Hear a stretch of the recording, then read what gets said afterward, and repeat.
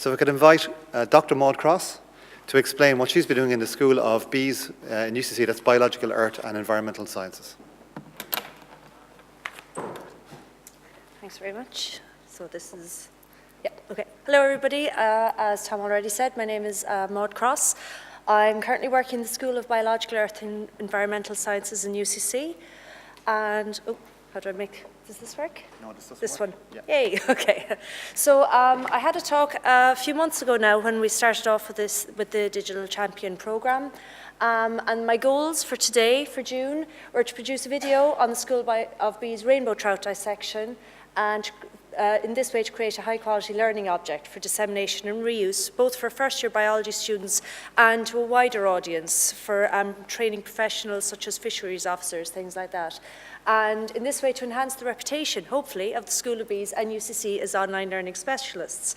So why a rainbow trout dissection video? You may very well ask. It sounds slightly obscure. Well, as the first-year demonstrator, the senior demonstrator for first years, I have about 500 students, first-year biology students coming through my hands each year. And one of the practicals we hold is a rainbow trout dissection. Now, live animal dissections are becoming increasingly rare in institutions now because due to expense and animal welfare legislation. So the School of Bees is an institution that still runs this in first year, and the students love it. It's a very popular class and it's of great pedagogical value. So, but the problem this year, I had some students come up to me and say, I love this practical, but I could read the information you gave us beforehand, but I looked for something on YouTube, I looked for a clip, I looked for a video of a fish dissection, and there was nothing very good there. At the same time, this email popped up talking about digital collaborations. I went, okay, this could be good. So I produced the video with a lot of help from my brother Patrick Cross, who can't be here today, and from Tom and from Audiovisual Media Centre, from the School of Bees.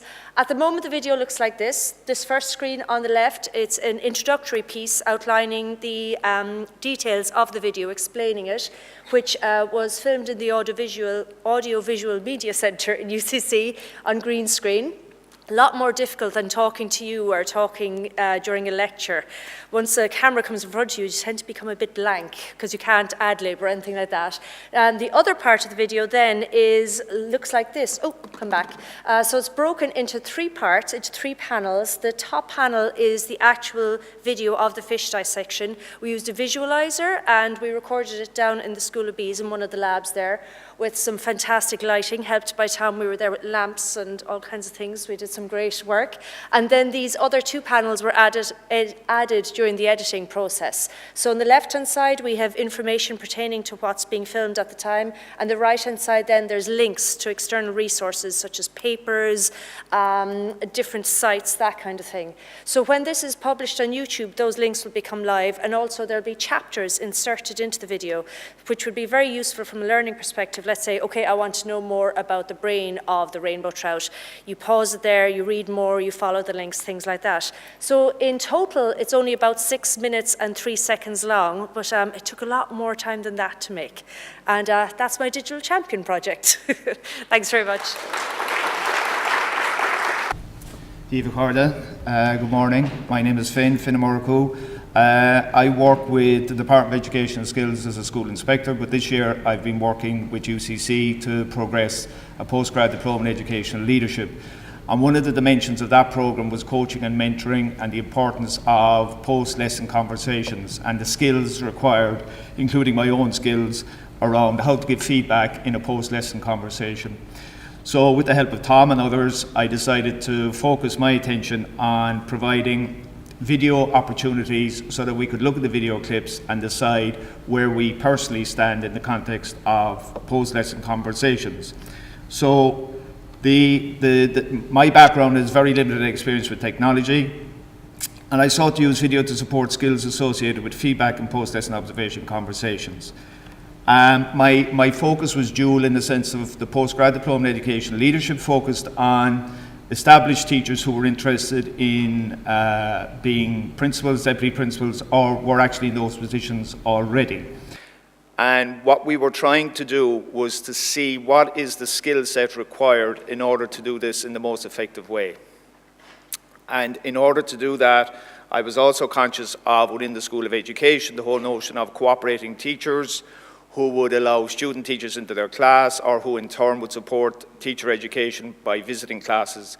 And up to now, to be fair, in an Irish context, it's been taken for granted as opposed to being deconstructed in a conscious way, if I could put it that way. So the project, the skills enhancement, was basically, we did a scripted feedback, and like Maud, I appreciate the notion of cameras in front of you and so forth, and how difficult it can be to be loyal to the script.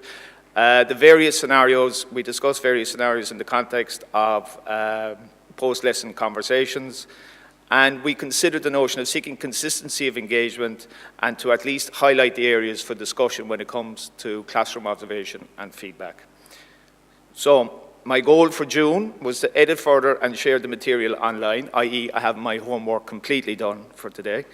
And my goal in this project and with my colleagues is to strive to be consciously competent rather than accidentally adequate in a number of collaborative ways. So thank you.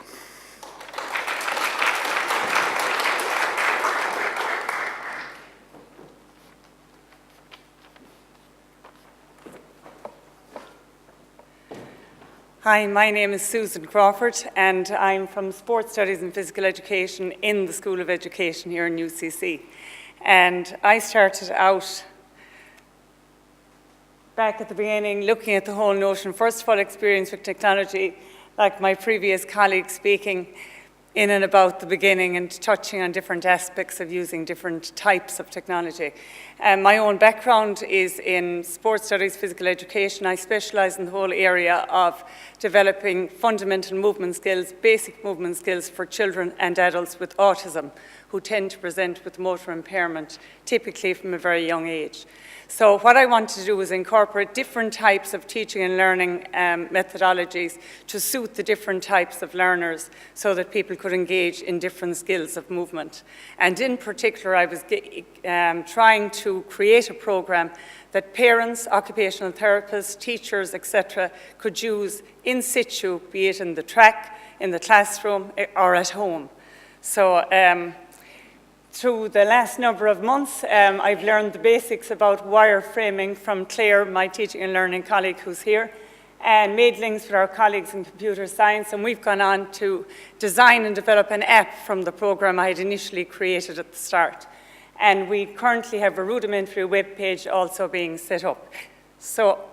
And the project is called Get Autism Active, and again, it's about driving people with autism to get out there and develop their skills of movement so they can go on and develop all the other ancillary skills of socialization, emotional development as well, not to mention the whole physical benefits of quality movement.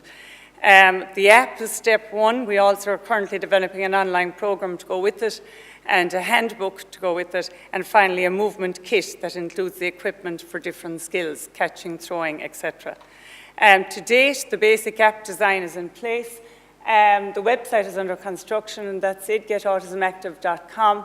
The handbook is being refined over the summer, and we're launching it at our Autism and Movement Conference here in the Mardyke Arena in September. So just to give you a quick view of, like Finn and Maud, I had to get myself in front of a camera for this screenshot and to shut up and be quiet and say things quickly and get the message across. And so we have an opening video created, and then we go through the different teaching and learning methodologies and what fundamental movement skills are. And we move on then talk about the app, how to view progress, which is a key part that we've developed on this particular program, incorporating that for parents, teachers, and for individuals with autism themselves to use. And then we've taken all of the different skills and looked at the mature aspects of each skill that we'd like our participants to know and use. And to date, we have given the program to parents, to teachers, and to OTs, physios, and to people with autism, and qualitative feedback has been phenomenal. And particularly one young 13-year-old said, this is the first time I can put on a program and imitate a skill and learn something simply. So that's what we're about. Thank you very much.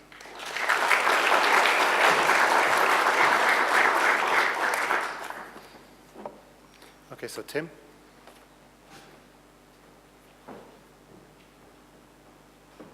How are you?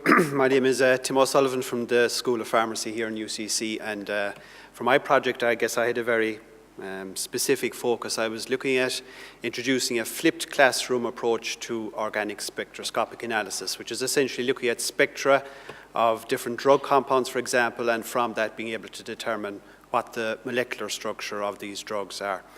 So one of the problems potentially with a flipped classroom approach is that you're not always sure whether the students have done their pre-reading or not. So a flipped classroom is essentially where the normal lecture and homework sessions are reversed, so that the students read their lecture notes or view a lecture video prior to actually coming to the classroom, and the classroom time is then spent working through problems, either individually or in groups.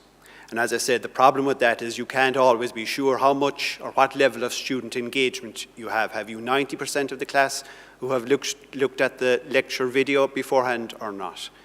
So we thought that perhaps technology could be used to facilitate this flipped classroom approach.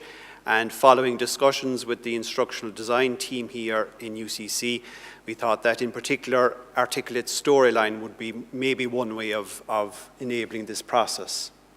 So what we set about doing was taking a Panopto video, which are essentially narrated lecture slides, and splitting those up into little 3 or 4 minute segments, and then embedding them into storylines so that the student sees an interface something like this, where the session is broken down into individual chapters.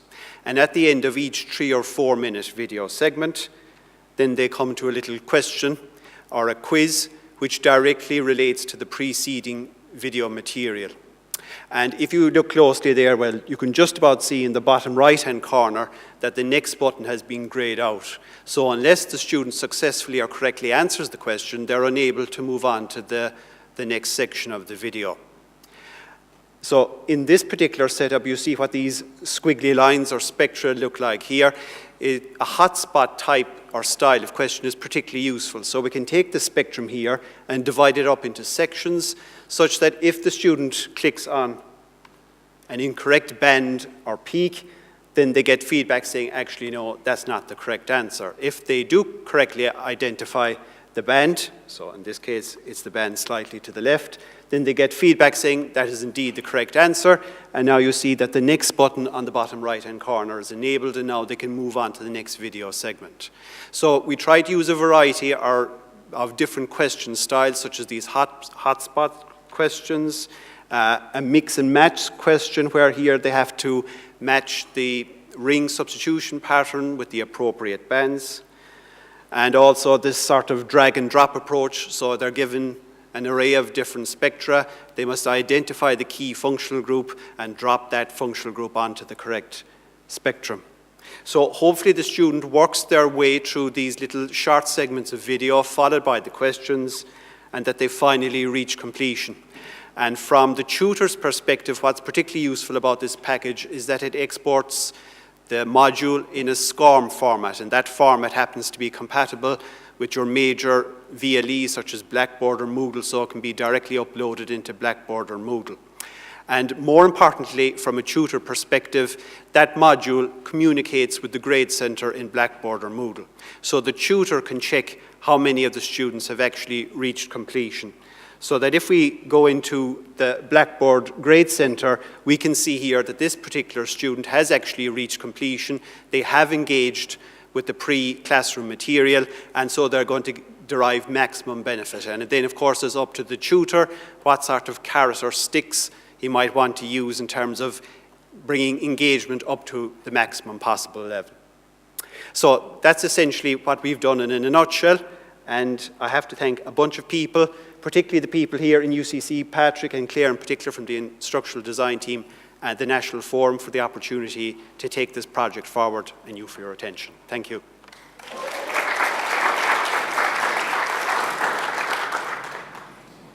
If I get Helen Bradley.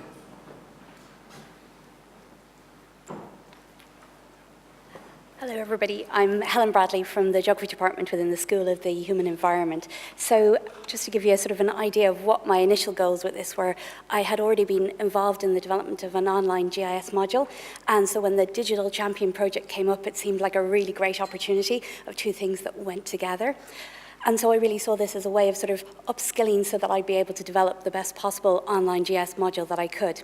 And I suppose when I looked at it first in terms of the project goals, I was very much looking at the kind of assessment elements and also how I could customize the module to the many different departments across campus that might be interested. And I suppose many times when you start out with a project like this, you get a little bit of mission creep as you go through, and particularly through the kind of instructional sessions that we've had here on campus, and through talking to Sarah Thullen, who is my advisor, I began to see that some of the ideas I had about the module, particularly about the ideas about how students would get lecture materials, were perhaps a little bit old-fashioned. I was still very much thinking about just recording a 40-minute lecture and putting that up there for the students to go through. And I began to realize as I looked at all the different options available, that really wasn't going to cut it. So one of the things we started looking at is how we can use videos more effectively, and particularly looking at things like using VideoScribe as a way of giving more interactive graphics that really encourage people to understand that lot more effectively, and looking at much more short, engaging videos. And that's been a big element that I didn't really expect to take away from this Digital Champion process, but has really fundamentally changed the way that I'm looking at developing this online content. The other thing, perhaps, is that I had got very much into looking at the defaults. So particularly within things like Blackboard, I was very much using the default options, and I really wasn't aware of how much customization I could do. And again, through talking to Sarah, I realized that there really was a vast scope to make this course through Blackboard much more engaging and allow students to follow on through in a much clearer way. So we were able to sort of rejig all of our options to make that much clearer for the students. And I have to admit, you kind of might notice it from there. I wasn't as brave as some of my colleagues. My videos were done in my office, and as a geographer, you always have to get the globe in the background. This is kind of our first step, and really this is more kind of a proof of concept to make sure our videos are working well, to see if they are engaging students, and then hopefully I will be brave enough to venture over to the AV studios and take a slightly more professional approach at this as well. The other thing that we did do is I talked about customization, so that we can customize the course for various different departments and applications, so archaeology, zoology, engineering, food science. And perhaps initially I saw that as a real focus, but I think now from learning about how I can make shorter, more engaging videos, that's really allowed me to answer those questions about how I can customize this for different audiences. And the other thing was looking at kind of the assessment, and gone for a very basic one in terms of an MCQ, but we found that that actually did work quite well with the students. And we've also got little articulate storylines to kind of recap some of the main points of the various different units that then lead on to these MCQs. But we're also starting to investigate wikis and blogs as well as another way of assessment. So thank you very much.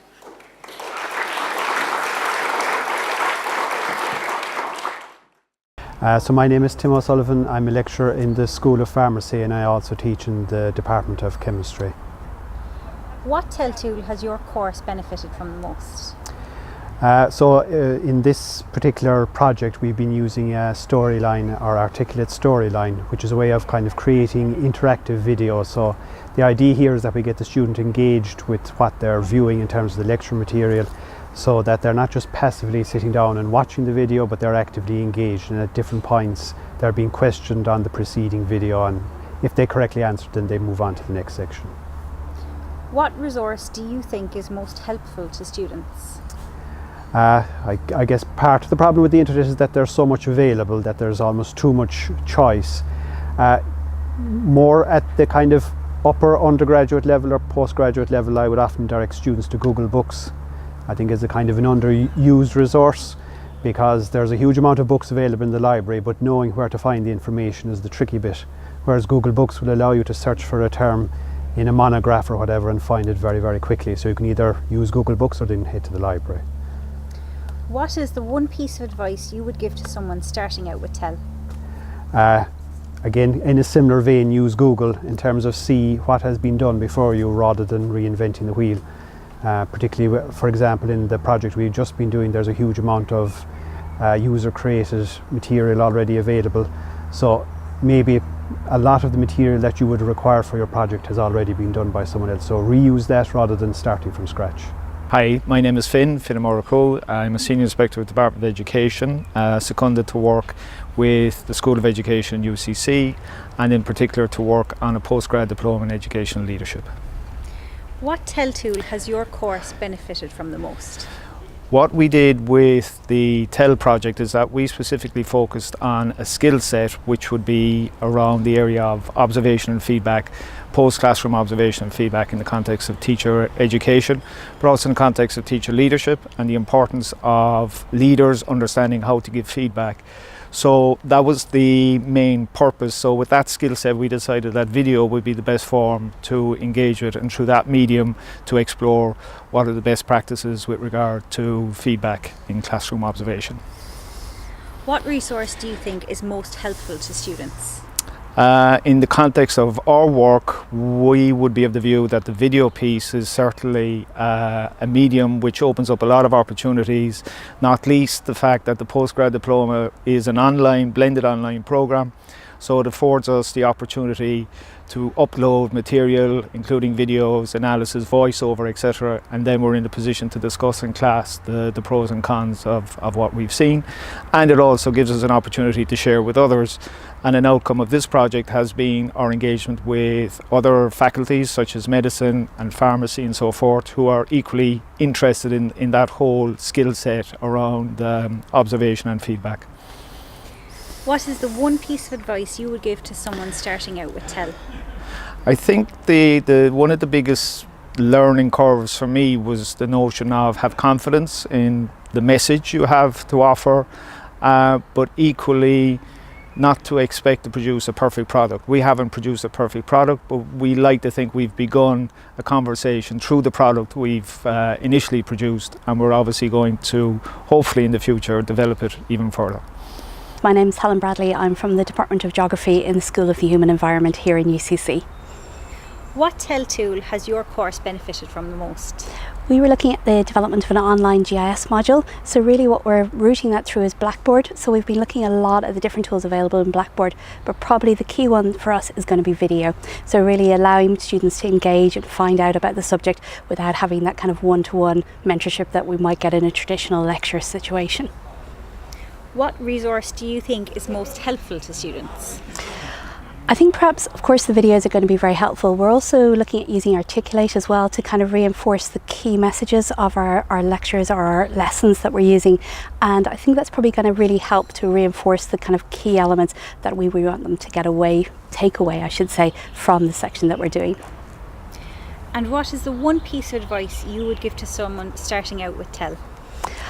I think it's really about investigating the options that are out there, because I really was sort of using a lot of the technology in a very basic way and sort of just using default options and not looking at the ways that they could be customized or adjusted so that they really fit the kind of educational model a lot more effectively. So I think it's a bit of play around, see what's there and press all the buttons till you get the optimization that you need for your subject.